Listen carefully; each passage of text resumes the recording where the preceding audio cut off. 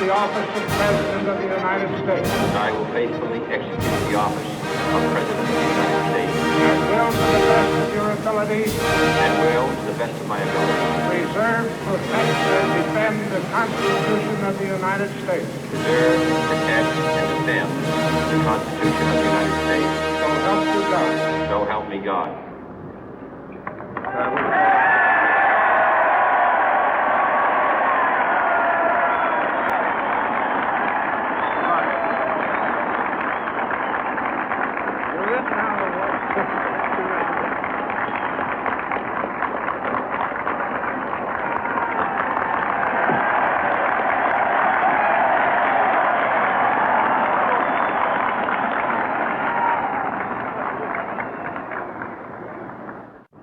Vice President Johnson, Mr. Speaker, Mr. Chief Justice, President Eisenhower, Vice President Nixon, President Truman, Reverend clergy, fellow citizens. We observe today not a victory of party, but a celebration of freedom, symbolizing an end as well as a beginning, signifying renewal as well as change. For I have sworn before you and Almighty God the same solemn oath our forebears prescribed nearly a century and 3/4 ago. The world is very different now, for man holds in his mortal hands the power to abolish all forms of human poverty and all forms of human life. And yet the same revolutionary beliefs for which our forebears fought are still at issue around the globe. The belief that the rights of man come not from the generosity of the state, but from the hand of God. We dare not forget today that we are the heirs of that first revolution. Let the word go forth from this time and place to friend and foe alike that the torch has been passed to a new generation of Americans born in this century, tempered by war, disciplined by a hard and bitter peace, proud of our ancient heritage, and unwilling to witness or permit the slow undoing of those human rights to which this nation has always been committed and to which we are committed today at home and around the world.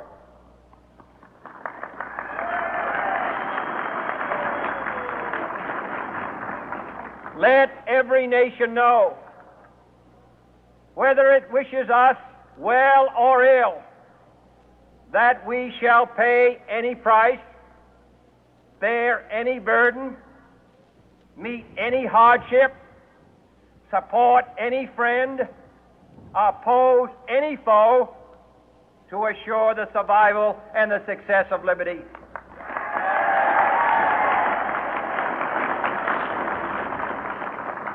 This much we pledge and more.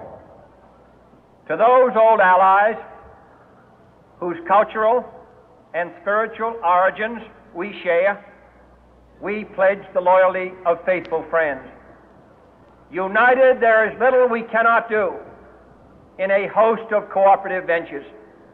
Divided, there is little we can do, for we dare not meet a powerful challenge at odds and split asunder.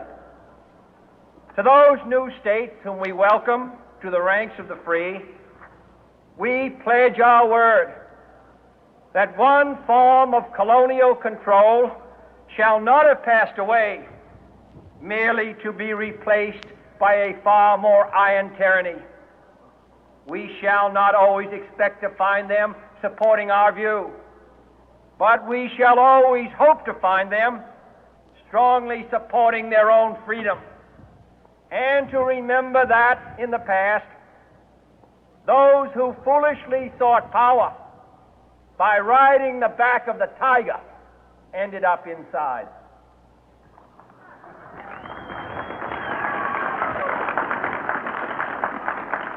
To those people in the huts and villages of half the globe struggling to break the bonds of mass misery, we pledge our best efforts to help them help themselves for whatever period is required, not because the communists may be doing it, not because we seek their votes, but because it is right. If a free society cannot help the many who are poor, it cannot save the few who are rich.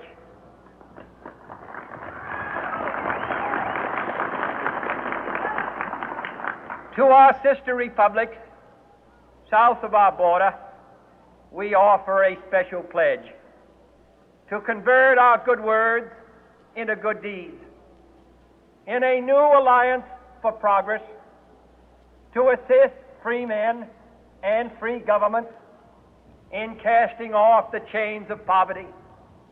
But this peaceful revolution of hope cannot become the prey of hostile powers. Let all our neighbors know that we shall join with them to oppose aggression or subversion anywhere in the Americas. And let every other power know that this hemisphere intends to remain the master of its own house.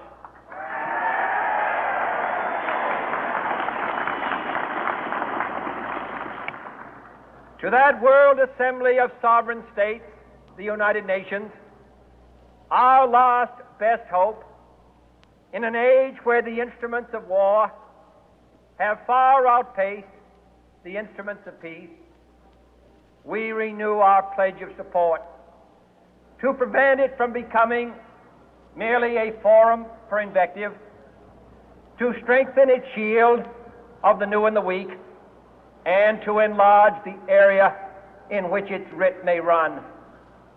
Finally, to those nations who would make themselves our adversary, we offer not a pledge, but a request that both sides begin anew the quest for peace.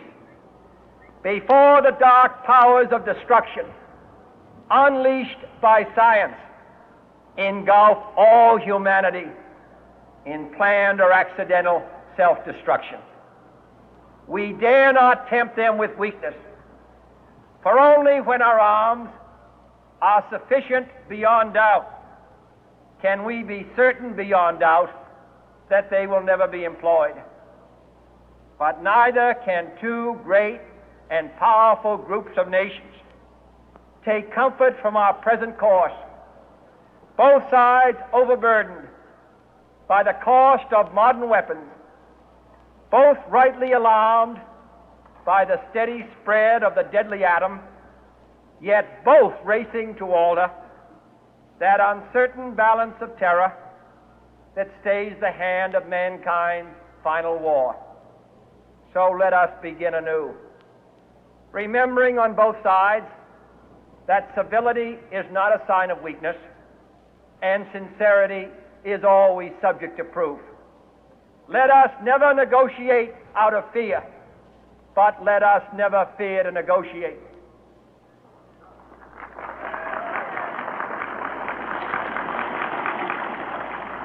Let both sides explore what problems unite us, instead of belaboring those problems which divide us.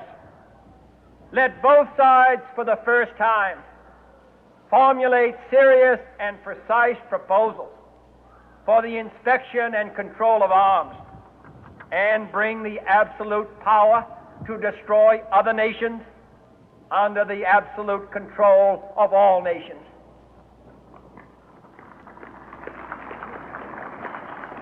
Let both sides seek to invoke the wonders of science instead of its terrors. Together, let us explore the stars, conquer the deserts, eradicate disease, tap the ocean depths, and encourage the arts and commerce. let both sides unite to heed in all corners of the earth the command of Isaiah to undo the heavy burden and let the oppressed go free. And if a beachhead of cooperation may push back the jungle of suspicion, let both sides join in creating a new endeavor, not a new balance of power, but a new world of law, where the strong are just and the weak secure and the peace preserved. All this will not be finished in the first 100 days, nor will it be finished in the first 1,000 days, nor in the life of this administration, nor even perhaps in our lifetime on this planet. But let us begin.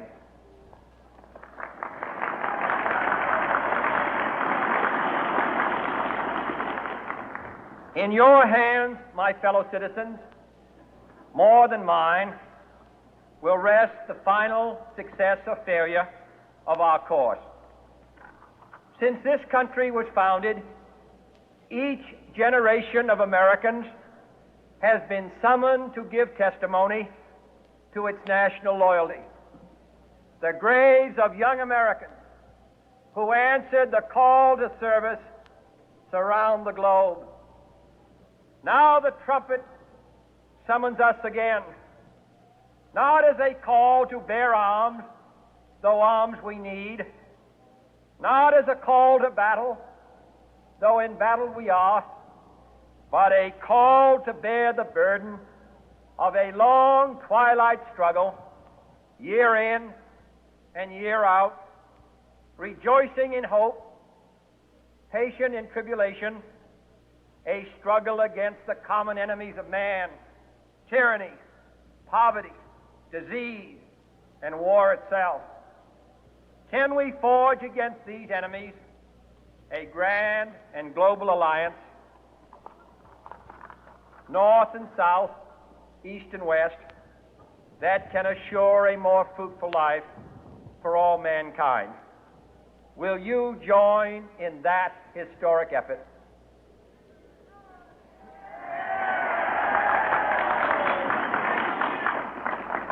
In the long history of the world, only a few generations have been granted the role of defending freedom in its hour of maximum danger. I do not shrink from this responsibility. I welcome it.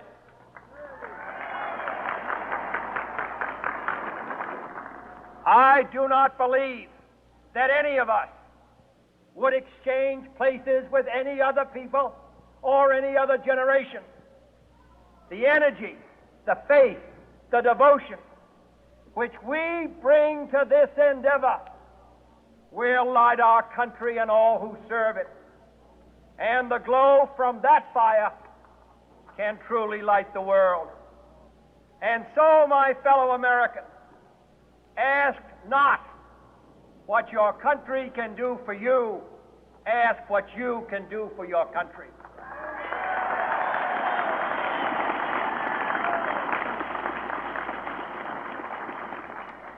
My fellow citizens of the world, ask not what America will do for you, but what together we can do for the freedom of man.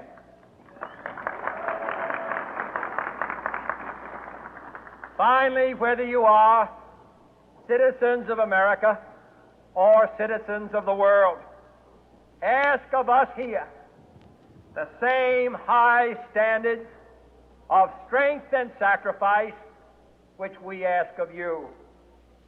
With a good conscience, our only sure reward, with history the final judge of our deeds, let us go forth to lead the land we love, asking His blessing and His help, but knowing that here on earth, God's work must truly be our own.